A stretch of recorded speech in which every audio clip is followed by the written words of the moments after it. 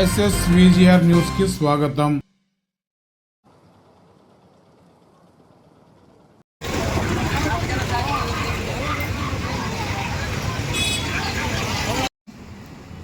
ముఖ్యంగా వెంకటగిరి సర్కిల్ పరిధిలో ఉన్నటువంటి వెంకటగిరి టౌన్ రూరల్ ఏరియా మరియు బాలయపల్లి దక్కిలి మండలాల్లో ఉన్న ప్రజలందరికీ మీడియా ముఖ్యంగా అందరికీ నమస్కారం. ముఖ్యంగా ఏంటంటే మనకి జూలై 1వ తారీఖు నుంచి 2024 జూలై 1వ తారీఖు నుంచి కొత్తగా చట్టాలని ఇంప్లిమెంట్ చేయడానికి పాత చట్టాల ప్లేస్లో రీప్లేస్ చేయడం జరిగింది. ముఖ్యంగా ఏంటంటే ఈ క్రిమినల్ మేజర్ యాక్ట్స్ అంటే భారతీయ శిక్షా స్మృతి కానీ, క్రిమినల్ ప్రొసీజర్ కోడ్ కానీ, అలాగే భారతీయ సాక్ష్య చట్టం కానీ వాటిని 1వ తారీఖు ముందు వరకు మాత్రమే అమల్లో ఉంటాయి. అలాగే 1వ తారీఖు నుంచి వాటిని రీప్లేస్ చేయడం జరిగింది. కొత్త చట్టాలు వచ్చేసి 1 భారతీయ న్యాయ సంహిత, 2 భారతీయ నాగరిక సురక్షా సంహిత, అలాగే భారతీయ సాక్ష్య అధినియమం అని చెప్పేసి మూడు చట్టాలని వాటికి అనుగుణంగా తీసుకోవడం జరిగింది. కారణం ఏంటంటే ఇవి మన పాత చట్టాలు ఏవైతే ఉన్నాయో వాటిని బ్రిటిష్ కాలంలో మనకి రాసినటువంటి చట్టాలు అవి. 1860లో ఇండియన్ పీనల్ కోడ్ రాస్తే ఇప్పుడు సుమారు 160 సంవత్సరాలు దాటిపోయింది.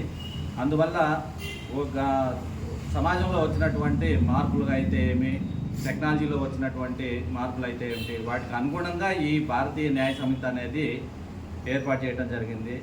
ఇందులో మనకి ఇండియన్ పీనల్ కోడ్లో ఇంతకుముందు 511 సెక్షన్లు ఇవ్వడం జరిగింది. అయితే ఇప్పుడు ఈ భారతీయ న్యాయ సమితిలో 358 సెక్షన్లు మాత్రమే ఇచ్చున్నారు. అయితే అదనంగా ఒక 20 కొత్త నేరాలను కూడా ఇందులో పొందుపరచడం జరిగింది.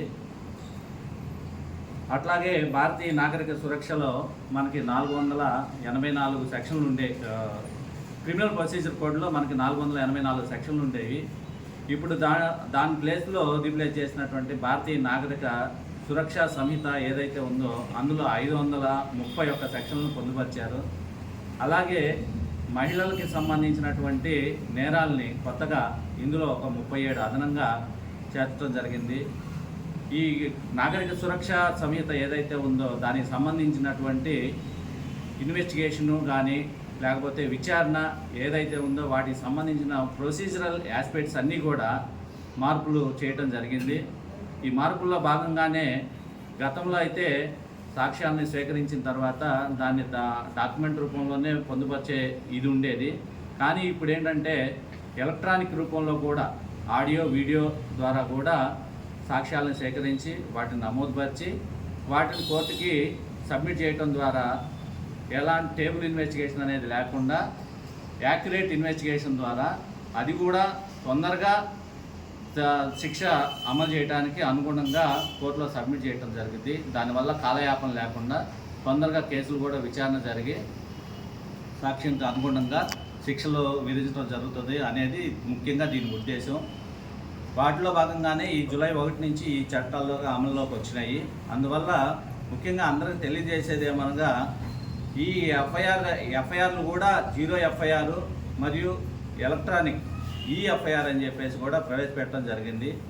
ఈ ఈఎఫ్ఐఆర్ ఏదైతే ఉందో ఎవరైనా సరే బయట ప్రదేశాల నుంచి నేరం జరిగిన తర్వాత పోలీస్ స్టేషన్కి వచ్చి కంప్లైంట్ ఇవ్వలేని పక్షంలో మెయిల్ ద్వారా గాన పంపడానికి అవకాశం ఉంది. అయితే 3 డేస్ లోపు వాళ్ళు వచ్చి ఆ ఎఫ్ఐఆర్ మీద సంతకం పెట్టినట్లయితేనే దానికి అకౌంటబిలిటీ అనేది ఉంటుంది. ఇది అందరూ తెలుసుకోవాల్సిన విషయం. అట్లాగే ఇన్వెస్టిగేషన్ సంబంధించి కూడా దాని ప్రోగ్రెస్ ఎప్పుడు ఎంతవరకు జరిగింది, ఏం జరిగింది అనేది కూడా కంప్లైంట్ తెలుసుకునే అవకాశం ఈ చట్టాల్లో పొందుపరుచున్నారు. ఆ విధంగా చాలా విషయాలు ఇందులో పొందుపరుచున్నందువలన అవి కూడా కొత్తగా ఈ అమలు రావడం, అందరికీ కూడా ఒక అవేర్నెస్ కల్పించాలనే ఉద్దేశంతో కూడా వీటిని పోలీస్ స్టేషన్కి వచ్చినప్పుడు కానీ అదేవిధంగా మిగతా ప్లేసుల్లో కూడా ఈ అవేర్నెస్ ప్రోగ్రామ్ని ఏర్పాటు చేయడం జరుగుతూ ఉంది. ఈ విధంగా వీటిని ఇంప్లిమెంటేషన్ అనేది అమల్లోకి వచ్చింది.